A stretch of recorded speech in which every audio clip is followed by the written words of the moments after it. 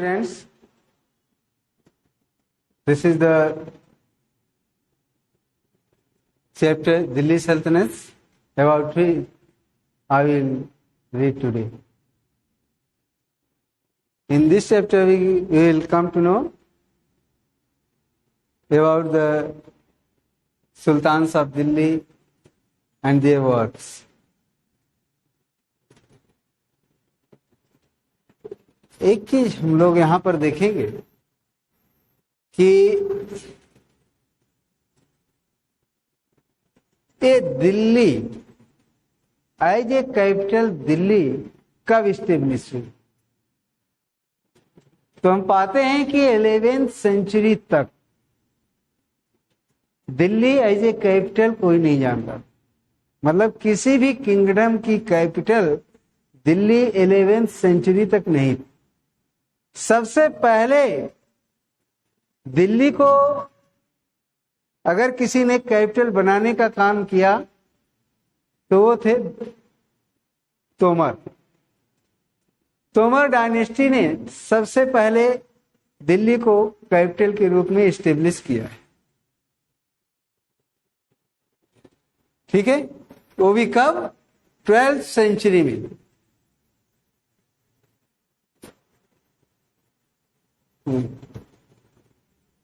No.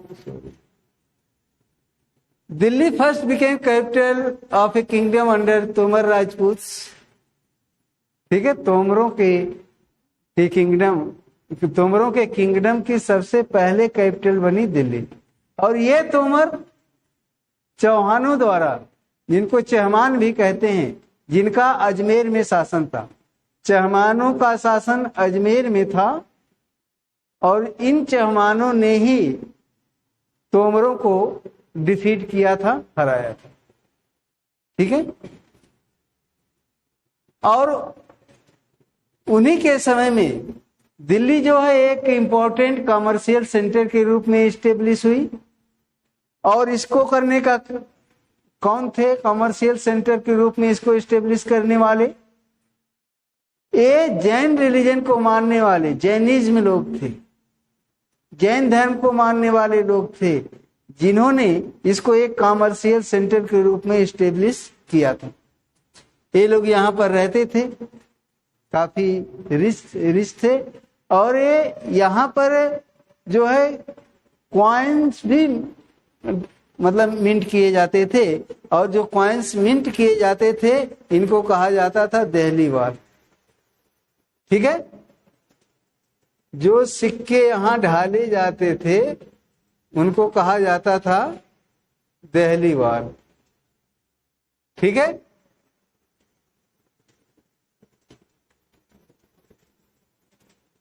उनको देहलीवाल कहा जाता था। और ये जो कॉइन्स थे ये काफी स्प्रेड थे, काफी एरिया में ये फैले हुए थे। और ये जो आगे चल के दिल्ली इतनी इंपॉर्टेंट हो गई कि इसका कंट्रोल इस सब कॉन्टिनेंट में, मतलब जो इंडिया है, इंडिया एक सब कॉन्टिनेंट है, इसके बहुत बड़े पार्ट पर हो गया। और दिल्ली पर इतना इंपॉर्टेंट हो गया कि दिल्ली पर कंट्रोल का मतलब था कि ऑल ओवर इंडिया पर वो आदमी कंट्रोल, उसका कंट्रोल माना जाता था। इतनी इंपॉर्टेंस इसकी आगे चल के बढ़ी है। ठीक है, और सब started with the foundation of Delhi सल्तनत beginning of the 13th century. अब कह रहा है कि किन किन 5 डायनेस्टियों ने, ठीक है, दिल्ली सल्तनत की 5 डायनेस्टीज थी, जिन्होंने मिल करके दिल्ली सल्तनत का फॉर्मेशन किया, इसको काफी मतलब आगे मुकाम तक पहुंचाया है। वो डायनेस्टी कौन कौन सी थी आप सब जानना चाहेंगे तो अर्ली तुर्क थे, जिनको हिंदी में प्रारंभिक तुर्क कहा जाता है। अर्ली तुर्कों के बाद आते हैं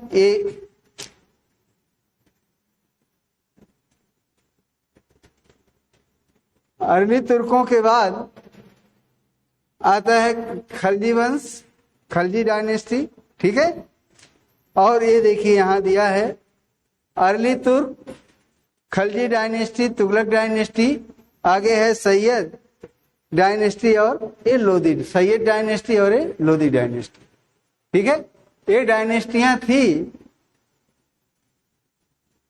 जिन्होंने इस दिल्ली को काफी इंपॉर्टेंट प्लेस तक पहुंचाया, ठीक है। अब यहां पर इन्होंने कुछ काम भी किए हैं, काफी कंस्ट्रक्शन वर्क हुआ है यहां पर। ये देखिए सीरी, ये क्या है, ये फोर्ट, इसको अलाउद्दीन खिलजी ने बनवाया था। ये जहां पना है दिल्ली का किला एक कोहना है, एक कुतुब मीनार मस्जिद जिसको कुतुबुद्दीन ऐबक ने बनवाया था, ठीक है। ये देखिए तुगलकाबाद, ये मोहम्मद बिन तुगलक ने बनवाया। तो इस तरह से दिल्ली में काफी कंस्ट्रक्शन का काम इन 5 डायनेस्टियों के अंडर में हुआ। और ये तभी संभव था जबकि वो डायनेस्टी काफी रिच हो गई। अब finding out about the Delhi सल्तनत, फाइंडिंग आउट अबाउट दिल्ली सल्तनत, दिल्ली सुल्तान, दिल्ली के इन सुल्तानों के बारे में हमें जानकारी कैसे मिलती है? तो हमें जानकारी तो वैसे तो मिल जाती है, किससे? इंस्क्रिप्शन से, कॉइन से, आर्किटेक्चर से, उनकी हिस्ट्री के बारे में काफी हम लोग जानते हैं। लेकिन सबसे इंपॉर्टेंट जो उनका सोर्स है उनके बारे में जानने का, वो है उस समय के हिस्टोरियंस, ठीक है, जो उस समय के लिखे गए ये तवारीख, ठीक है।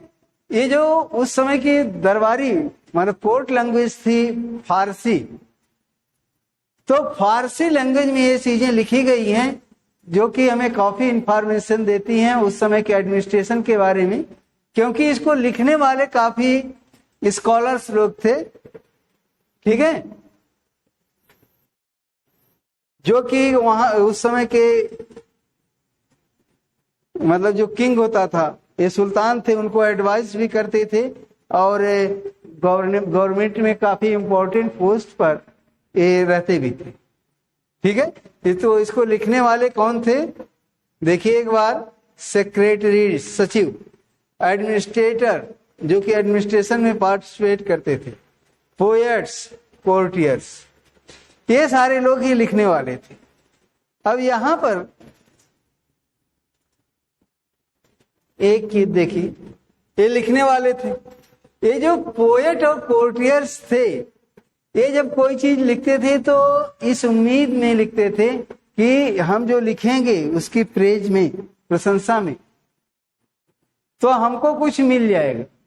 अगर किंग जो हो खुश हो गया तो हमको वो देगा, कुछ जमीन दे सकता है, इनाम दे सकता है अपने, ठीक है। इसलिए वो उसको खुश करने के लिए लिख दिया करते। तो इसी तरह के एक हैं फक्र मुदव्विर, 13वीं सेंचुरी में इन्होंने उस समय के जस्टिस के बारे में लिखा कि एक किंग के लिए, ठीक है, एक किंग तभी तक रह सकता है, सरवाइव कर सकता है जब तक कि उसके सोल्जर्स अच्छे हों, ठीक है, स्ट्रांग आर्मी हो उसकी। और स्ट्रांग आर्मी तभी तक रह सकती है जब तक उसको सैलरी मिलती रही। और आर्मी को सैलरी कहां से मिलेगी? जब ये पीजेंट्स टैक्स देंगे, ठीक है। पीजेंट्स टैक्स तो तभी देंगे जो हैप्पी रहेंगे, रिच रहेंगे, खुशहाल रहेंगे, तभी वो देंगे, जब वे प्रॉस्पेरस और हैप्पी रहेंगे। और प्रॉस्पेरस और हैप्पी होना उनका तभी संभव है जब किंग जो है वो ऑनेस्ट हो, जब किंग ऑनेस्ट हो और जस्टिस से काम करे, ठीक है। तो इस तरह से सर्किल ऑफ जस्टिस को उन्होंने बताया है।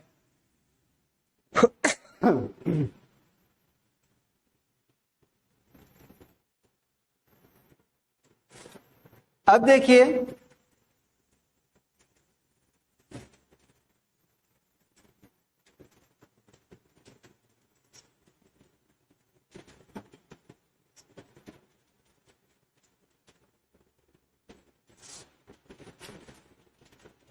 अब उस समय के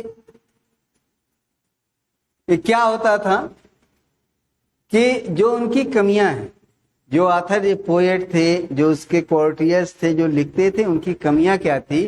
पहली बात कि वो सब सिटी में रहते थे, कभी विलेज की तरफ नहीं जाते थे। शायद ही कोई ऐसा राइटर रहा हो जो विलेज का रुख किया हो कभी रहने के लिए, देखने। और उसके अलावा वो जो लिखते थे सुल्तान से, ठीक है, often wrote their history for sultan in hope of rewards, reward पाने की उम्मीद में वो सब लिखते थे, हमें कुछ रिवार्ड मिलेगा, सुल्तान अगर खुश हो जाएंगे। और ये अथर्स जो है एडवाइस करते थे सुल्तान को कि बर्थ राइट और जेंडर, ठीक है, जेंडर डिस्टिंक्शन के बेस पर वो शासन करे, इन्हीं सब आधार पर वो शासन करे। इन 18 ऐसा ही हुआ कि जब 1236 में रजिया, जो कि सुल्तान इल्तुतमिश की डॉटर रहती है, वो जब शासन करना, वो अपने भाइयों से, जो उसके ब्रदर्स रहते हैं, सबसे ज्यादा एलिजिबल है, लेकिन फिर भी वो सफल नहीं होती है, उसको जो है कोर्टियर्स का समर्थन नहीं मिल पाता है, ठीक है।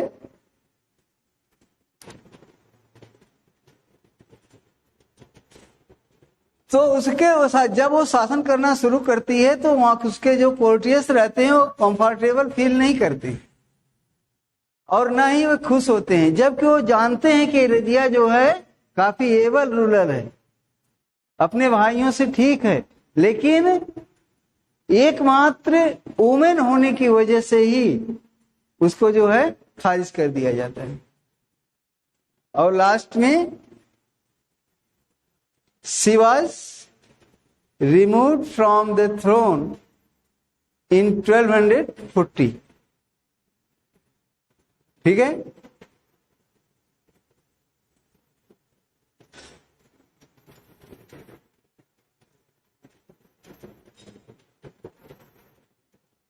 अब देखिए, अब ये है what Minhaj Siraj thought about Razia. Razia के बारे में मिनहाज सिराज का कहना क्या है, जो कि ये जो आप जेंडर डिस्टिंक्शन जो अभी बताया गया है, हिंदी में उसको लैंगिक भेदभाव कि शासन करना सिर्फ जेंट्स की राइट है, एक लेडीज जो है वो एडमिनिस्ट्रेशन नहीं कर सकती है।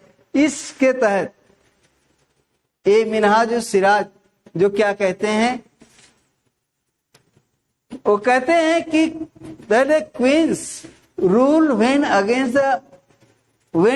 The ideal social order created by God.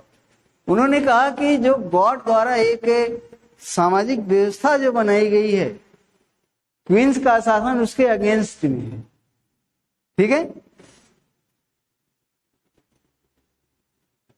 God ने क्या किया, क्या कहा है, वो जानते थे कि गॉड ने क्या कहा है। तो वो कहते हैं कि वुमेन जो है मेंस की सबऑर्डिनेट होकर के ही रह सकती, वो मैन से सुपीरियर नहीं हो सकती। कहा? In the register of God's creation. ऐसा कहाँ है? In the register of God's creation.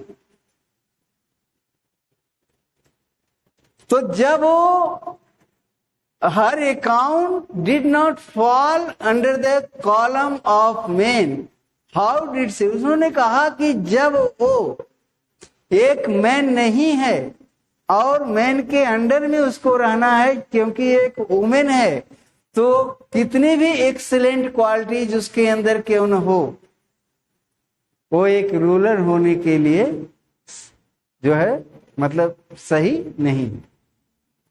ठीक, वो मानते थे कि वो एक्सीलेंट है, मिनहाज उस सिराज, मानते थे कि रजिया जो है एक्सीलेंट है, एक्सीलेंट क्वालिटीज उसमें है, लेकिन फिर भी वो शासन नहीं कर सकते। On her inscription and coins, Razia ने जो भी इंस्क्रिप्शंस लिखवाए, कॉइन्स जो मिंटेड करवाए, उस पर उन्होंने लिखवाया कि वो सुल्तान इल्तुतमिश की डॉटर है। ठीक है। अब देखिए कि उसी के बाद की एक आंध्र प्रदेश के काकतीय डायनेस्टी की एक शासका होती हैं रुद्रम्मा देवी, वो भी उसी समय की हैं, रजिया भी उनसे थोड़ा सा पहले की है।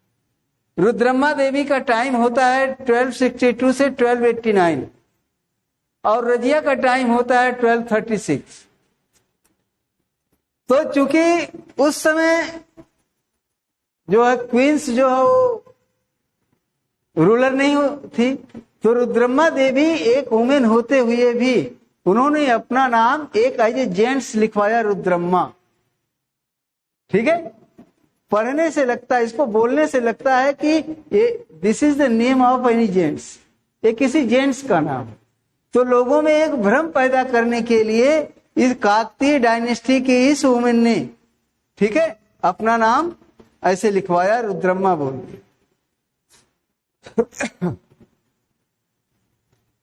फिर देखिए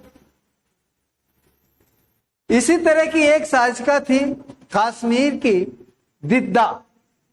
दिद्दा वर्ड दीदी से आया था, ये भी लोगों में भ्रम पैदा करने के लिए दिद्दा उनको कहा गया, और ये हो सकता है कि उनको प्यार से लोग दिद्दा कहते हो, ये भी कारण हो सकता है। ये कश्मीर के शासका। ठीक है। तो इस तरह से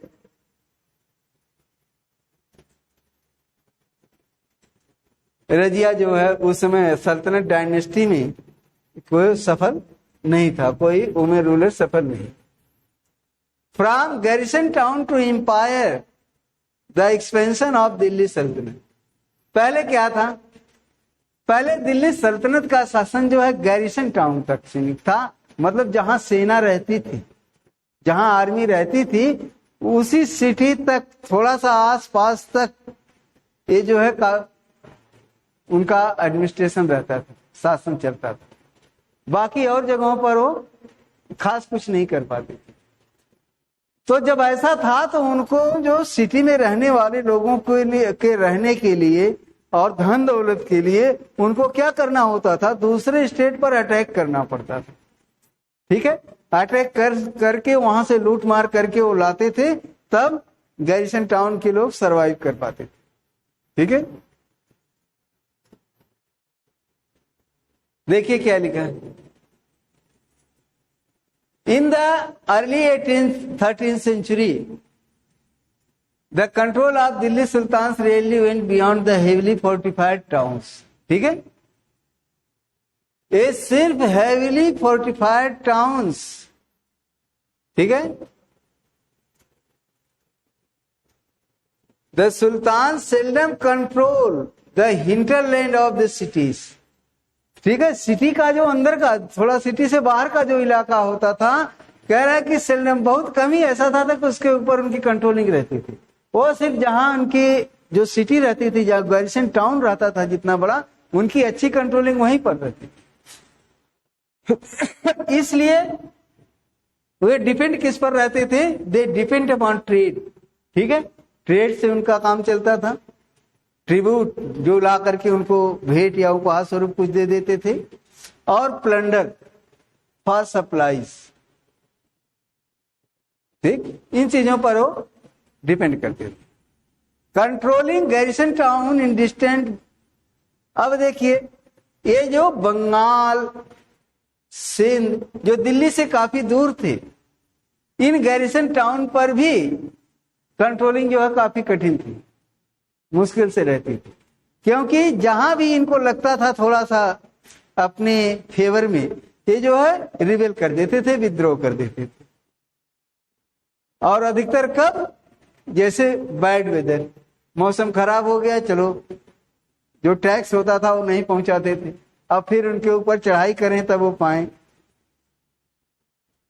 और जब मौसम खराब होता था तो उनकी कम्युनिकेशन भी गड़बड़ हो जाती थी, वहां से जो पहले तो घोड़े वगैरह से सब समाचार लाते थे, देते थे। जैसे बारिश का सीजन है, पानी लग गया, नदियां बढ़ गई, तो अब उधर से कोई भी इंफॉर्मेशन कैसे आ पाती थी? नहीं आ पाएगी। ऐसे टाइम में रिवेल हो जाती थी। ठीक, नेक्स्ट।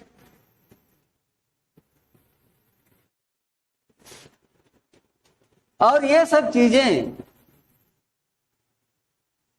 इसके अलावा क्या था कि मंगोलों का अटैक भी होता रहता था। अफगानिस्तान की तरफ से अटैक हो जाता था, तो काफी परेशान रहते थे दिल्ली सल्तनत के लोग।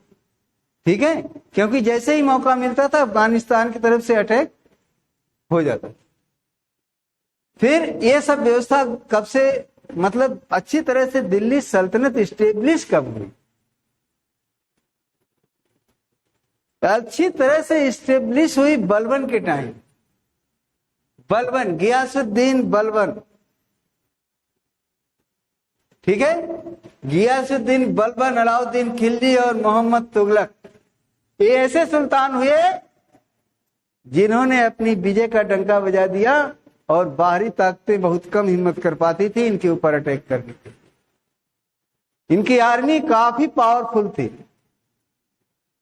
ठीक है,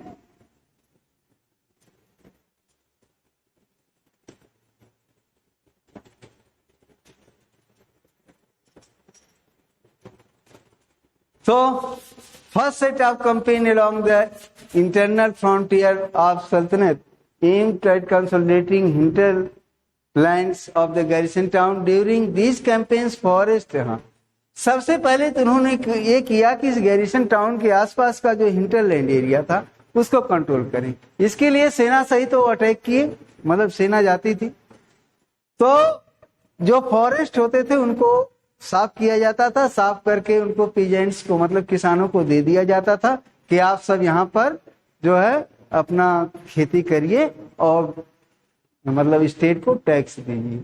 और वहां पर जो और रहती थी ट्राइबल्स, उनको वहां से भगा दिया जाता था। दूसरे लोगों को वहां से भगा करके और पीजेंट्स को दे दिया जाता था खेती करने की। ठीक, ऐसा कहाँ होता था? एक गंगा जमुना का जो दोआब का एरिया था, ठीक है, और वहां के जो फॉरेस्ट में हंटर गैदरर्स और पेस्टोरलिस्ट, ठीक है, हंटर गैदरर और पेस्टोरलिस्ट जो रहते थे उनको वहां से हटा करके और वहां खेती का काम करवाया गया। दूसरा, पहला तो ये इन्होंने किया एक्सपेंड। दूसरा एक्सपेंशन क्या हुआ? दूसरा था एक्सटर्नल, दूसरा था एक्सटर्नल फ्रंटियर ऑफ द सल्तनत,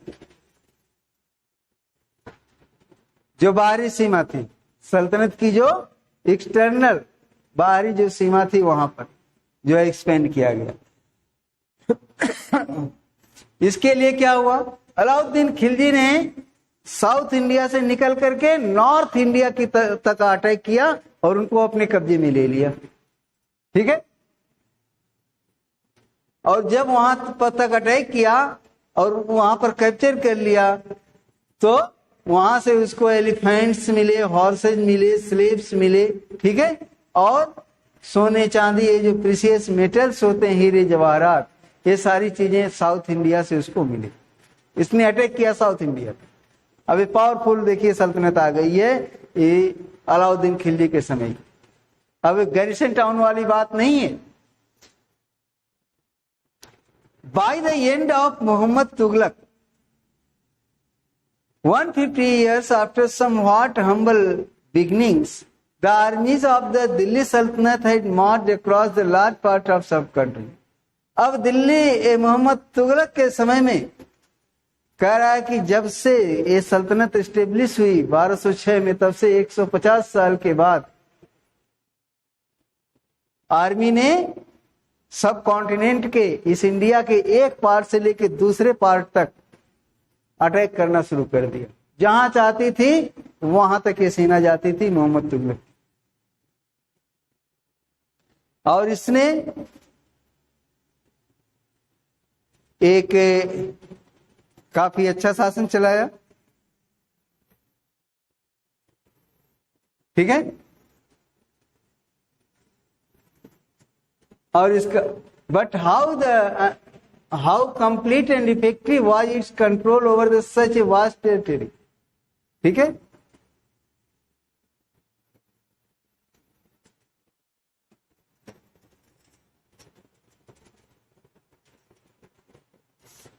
ये देखिए, ये क्या है?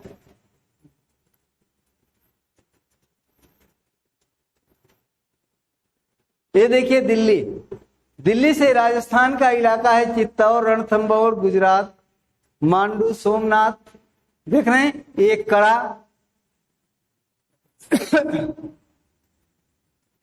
ये सारे हैं।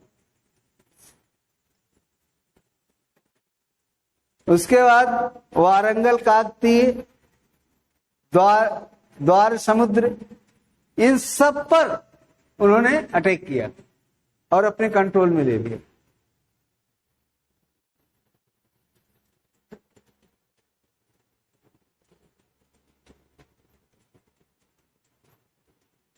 ठीक है, ठीक है। यहां पर देखिए मस्जिदों को दिखाया गया है।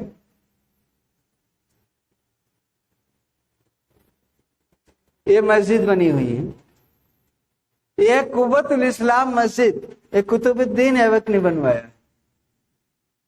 ये 12th सेंचुरी के लास्ट डिकेड में बनवाई गई। ठीक है। This was congressional mosque of the first city built by Delhi sultan, described in chronicle Delhi एक कोहना।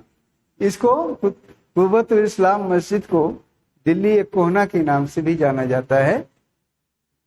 इल्तुतमिश बाद में इसको बढ़ाया गया। इल्तुतमिश और अलाउद्दीन खिलजी ने, कुतुबुद्दीन ऐबक ने इससे छोटा बनवाया था, और जब ये इल्तुतमिश और अलाउद्दीन खिलजी आए तो इन्होंने इसको बढ़ा दिया, इनलार्ज करवा दिया। ठीक है।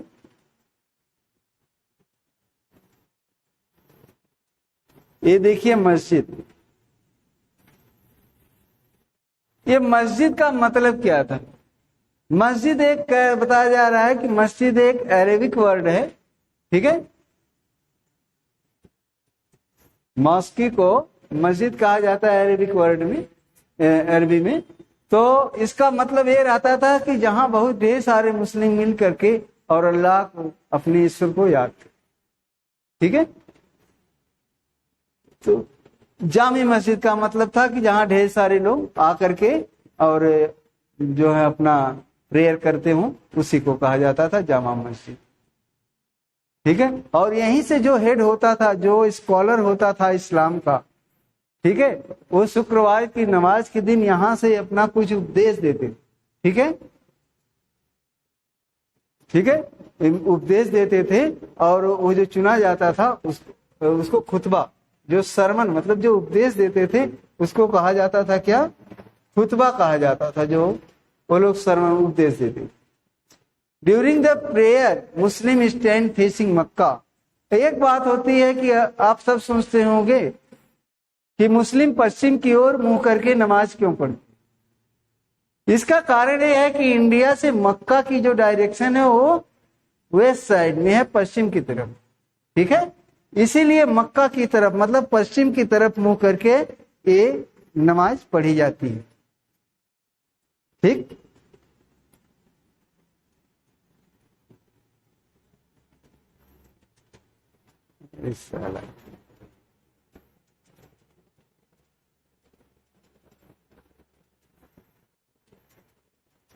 नेक्स्ट, ये देखिए दिल्ली के सुल्तानों ने ढेर सारी मस्जिदें बनवाई। ये ऐसा क्यों था? मस्जिद बनाते थे वो इसलिए सुल्तान कि जो यहाँ का मुस्लिम वर्ग था वो ये समझे कि ये इस्लाम धर्म को प्रोटेक्शन दे रहे हैं, और इससे सारे मुस्लिम एक हो जाते थे और मतलब उसको पसंद करते थे। जो इस्लाम को प्रोटेक्शन देता था, उसको बढ़ाता था, तो उसको पसंद करते थे। और इससे कम्युनिटी में क्या होता था? एक सेंस ऑफ ए कम्युनिटी, एक कम्युनिटी की भावना होती थी, एकता की भावना आ जाती थी।